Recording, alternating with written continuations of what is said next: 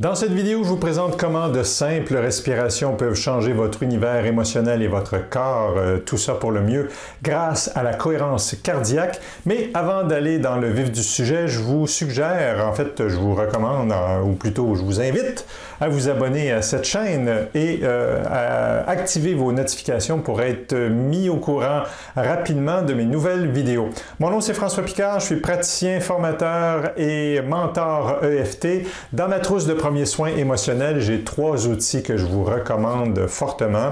Dans le cadre de cette série sur les infections virales, je vous les présente. Cette vidéo est consacrée à la cohérence cardiaque. C'est quoi la cohérence cardiaque? Selon David O'Hare, probablement le spécialiste francophone en cohérence cardiaque, c'est un état psychologique d'équilibre entre les forces d'adaptation avec dépense d'énergie pour la fuite et le combat, correspondant au système nerveux autonome sympathique, et les forces de récupération, d'économie et de renouvellement de l'énergie. Ici, on parle du repos, de la relaxation, de la restauration et de la digestion, qui, eux, sont associés au système nerveux autonome parasympathique.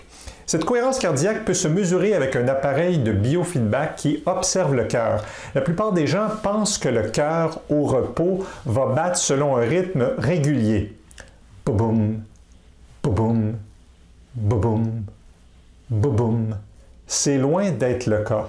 En fait, si c'était vrai, des battements réguliers comme un métronome, ce ne serait pas une bonne nouvelle. En effet, l'état d'équilibre que je viens de mentionner et qui favorise une bonne santé, entre les forces qui préparent à l'action et les forces de récupération, s'observe quand il y a une grande variabilité cardiaque. C'est quand il y a une grande variabilité cardiaque que l'équilibre entre les deux se présente. Si l'espace entre 2 battements ne change pas, on est ici avec un cœur rigide.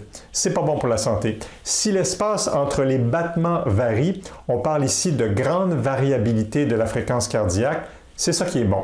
Ainsi, une variabilité de la fréquence cardiaque élevée traduit de bonnes capacités d'adaptation aux fluctuations de l'environnement et inversement, une faible variabilité du rythme cardiaque indique un système plus rigide, ayant plus de difficultés à faire face aux contraintes extérieures, au stress de l'environnement. En permettant le rééquilibrage des branches sympathiques et parasympathiques du système nerveux autonome, la pratique de la cohérence cardiaque a un effet particulièrement rapide et efficace sur les composantes physiques du stress. 1. Baisse du cortisol, l'hormone du stress, et augmentation du taux de DHEA, l'hormone de l'antistress. 2. Baisse rapide du rythme cardiaque. 3. Augmentation de la profondeur de la respiration et diminution de la fréquence respiratoire. 4. Réduction de la pression artérielle. Et si on fait cette pratique à plus long terme, on va observer l'accroissement de la vitalité et de la résilience au stress. Vous allez également renforcer votre système immunitaire. Et ça, ce n'est pas négligeable. Les effets psychiques maintenant. Les nombreux effets physiologiques induits par la pratique de la cohérence cardiaque enclenchent par la bande, comme nous dirions en bon québécois, les avantages psychiques suivants. Retour au calme plus rapide après des épisodes stressants. Plus grande résilience au stress, amélioration de la capacité à ressentir des émotions, des sentiments agréables, amélioration aussi de la maîtrise émotionnelle et réduction de l'inquiétude et de l'anxiété. Voilà pour les bénéfices, tout cela mesuré par des études scientifiques. Attention, les contre-indications? Aucune. Les effets secondaires? Aucun. Maintenant, comment amener le corps en cohérence cardiaque? C'est très simple. David O'Hare présente la méthode 3-6-5. 3 fois par jour, 6 respirations par minute pendant 5 minutes. Les 6 respirations par minute, c'est essentiellement 5 secondes, on inspire et 5 secondes, on expire. Vous allez faire une première séance au lever, ensuite 4 heures plus tard au lunch, le dîner ou bien le déjeuner pour les Européens, et une troisième session 4 heures plus tard. Si vous avez des difficultés à dormir, vous pouvez ajouter une 4e session avant le coucher.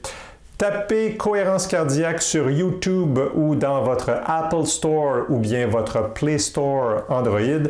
Il y a des tonnes de guides respiratoires pour vous accompagner dans vos respirations. Au début, ça va être une aide inestimable.